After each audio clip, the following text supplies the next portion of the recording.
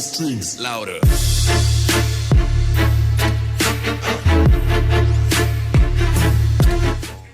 Alright guys, we are back at the shop. The Saab V8 thing is still up here on the lift. I went ahead and I threw this little jack stand thing under it while it was under here, just because it is basically just sitting up here, oil pan or whatever right there on that, and I didn't want to like crack the oil pan or anything because that is aluminum. The other idea I thought was I could actually notch the aluminum oil pan, you know, since I do have a TIG welder, just kind of cut that so I wouldn't actually have to cut any more of the subframe out, or I could just kind of box in the subframe, you know, on the inside, take like a piece of angle iron. It's kind of funny how this coolant line just kind of comes out in this little divot right here. So in the last video I talked about motor mounts. So you can see this is like the factory style motor mount right here. There's basically a bolt on top. I think there's 2 bolts on it. You can see how it's just really crappy rubber, very soft. This one's already ripped. I was looking at OEM replacements and I was just like, that's probably not gonna be the greatest thing. If this thing does make any power, I don't want it, you know, twisting itself out of the engine bay. In the back right here, the little stub axle from the factory is supposed to go through this one, and this is out of the LS4 car. So I might end up having to cut this off because I need to make some sort of a bracket for that to bolt to, and that is a little half shaft axle thing. So I guess we got some things to kind of work out, but I do want to oh, and I guess hold on, it takes like a year with this thing to go down here. So here's the other motor mount. This basically bolts to that thing in the back. But my idea is I found these laying around. This is a set of like ISR, like 240SX engine mounts, like adjustable, so you could take these little spacers up, you know, remove or add them to kind of get the height that you want. So I figured one thing I could kind of do with these is just go ahead and delete that off of there, kind of bolt that in that area, and then basically take like a piece of tubing or something along those lines, maybe even like a piece of C-channel or something, and kind of make something that's pretty sturdy to kind of bolt that to right here on the front. Same thing with something on the back.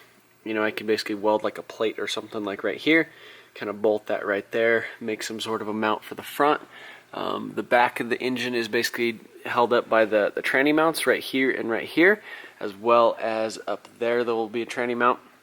So I'm going to kind of play with that for just a little bit, and then the other concern was the clutch system, the clutch setup in here. I do not have. I should have went ahead and did the clutch when it was on the ground, just to see if it would even work. But I'll come over here to this Saab, the V6 that I yanked the tranny off of, and I'll steal this whole clutch pressure plate thing. This is a dual mass flywheel, so we might have to get rid of that in some way, shape, or form. But yeah, I guess that was one thing that one guy was pretty adamant about, was that would not work. So I guess before we get any further, that is a thing that would hold me up big time. So I'm going to go ahead and try to get that done as well, or figured out.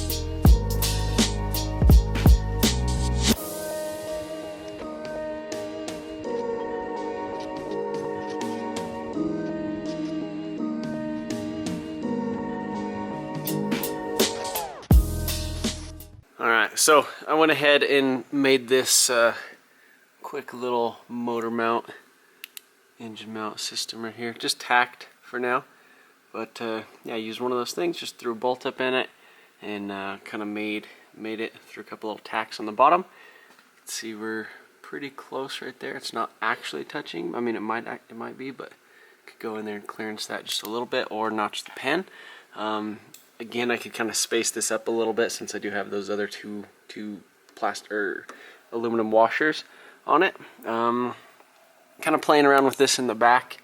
I had to remove the stock motor mount that's actually bolted on the engine to kind of get this in there, and then kind of bolted it back on there. So I need to make some sort of pretty sturdy mounting mechanism for this. So I was kind of thinking about putting it about right there, and then welding something off of that to actually bolt it to, and then basically cutting off this little bottom quarter of that, and then figuring out, I think it would actually be pretty simple to just do something with like just a straight bolt, just bolt something straight down right there, and then have another mount of some sort come right here. It would probably make sense to try to use another engine like that same mount, just so they're kind of the same rigidity. But yeah, I think that's all I'm going to do for motor mount stuff tonight. I could probably set it on the ground, and it'd be a little bit easier to kind of fab it from the top versus kind of doing it up in the air right here. But I more so just kind of wanted to get this sitting in there so that I kind of have more of a final placement. And like I said, it is tacked, so I could just, you know, bust off the tacks later if I decide to do something else. But this was kind of what I had in mind anyhow, and I think that looks actually pretty decent. So now I'm actually going to go ahead and pull this guy off of, or at least drop the subframe down and pull off the transmission and try to play with the clutch stuff.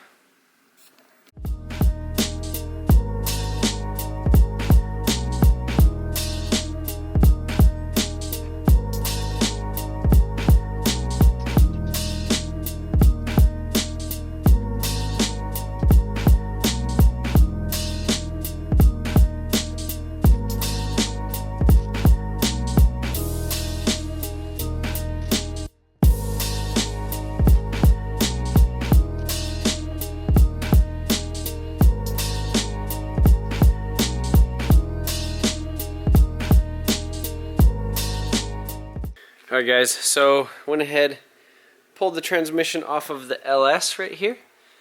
Went ahead and pulled off that flex plate that goes in between the torque converter, or that mates the crankshaft to the torque converter for the automatic transmission on this front wheel drive LS4. And so you'll notice right there, 6 bolt holes. And then you come over here, you look at that one. There's a lot more freaking bolt holes. What is that? 2, 4, 6, 8. There's 8 bolt holes right there, which kind of sucks. 2 of them line up. So I was doing a little bit of research on the Fiero forums earlier, and I guess this the starter takes this specific starter ring or this tooth of flywheel, which it is literally the exact same tooth. Same exact size, all that stuff all the way around, and but the only thing is that this one is 8 bolts, and that this one is freaking 6 bolts. So 2 bolts line up. So I wonder if, because I know Spec makes a flywheel for the 2.8 Aero, and it's a solid flywheel. So it's just a solid piece of aluminum with this ring gear on the outside of it, and it has like the 2-piece friction disc or whatever, the removable one, but obviously it's drilled for the 8 bolt pattern. But I know Spec they also make LS bolt patterns, so I wonder if they could just machine down basically do everything like they normally would for the aluminum flywheel, and then just go ahead and do an LS bolt pattern in it and do something like that. So I don't know, that could be an option. I probably have to get on the phone with somebody tomorrow and see if we could kind of make that happen. Obviously I was going to have to do a pretty crazy clutch in this thing anyhow. Maybe I'll have to talk to another company too, see if we could do some custom stuff. I know a couple years ago some guy had a whole set on his Saab, and he had like a crazy twin disc. I think he went through like Clutch Masters or something like that. So that's definitely an option. But yeah, I don't know. Like I said, looking around on like the Fiero forums. Oh,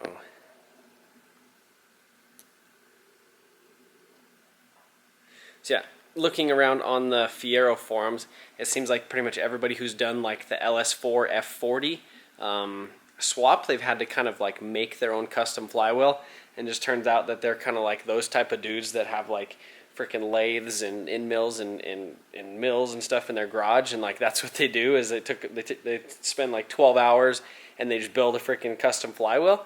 I don't know how to do that. I've never done any like machining or anything crazy like that. That's something I'd kind of like to get to and like get into, but I don't know. There's too many things going on all the time. But I don't know. I guess that's probably it for tonight. I mean, I feel like I really need to get a transmission mount for this other side over here. So you can see right here, I need to get this transmission mount and the one that actually goes in the body, so I could actually like bolt the transmission into place before I start making too many motor mounts and stuff like that. More so, I just did this one just to kind of do it. And I also need to figure out my whole situation over here, since I did take out a lot of this material. I know everybody's really concerned with that, and I kind of am too. I mean, that's not a whole lot of material right there. I mean, you could see I could kind of push that over just a little bit just by doing that. Whereas this other side is obviously really solid. But yeah, I guess that's probably gonna be it for tonight, guys. I appreciate you guys watching. Sorry that I didn't get a whole lot of stuff done on this. Tomorrow I'll probably just come down here, clean up some of this mess, try to get rid of some of these engines and everything, move them outside or put them on pallets or something, and kind of get them out of the way. Maybe I'll go ahead and throw the subframe back in this thing just so I could actually roll it outside and kind of get it out of the way, and probably get back to work on this freaking Civic. I know that was kind of a little bit of a distraction there for a while, and you know, I definitely would like to get this thing. I did get some parts for it, so we should be able to kind of move forward on it. I don't know why I've been so weird about working on this thing, but it's probably because I've already done it. I've painted a bunch of Civics in the past, and I've never swapped a freaking LS and a Saab, so that's going to be it. And also, I think I'm going to leave it in this car for a little while. I'm basically going to get running, driving, see how everything is in this exact car, and before I decide to swap everything over to my Saab. And I guess we'll get into that later. But again, appreciate you guys watching, and we'll see you later this week.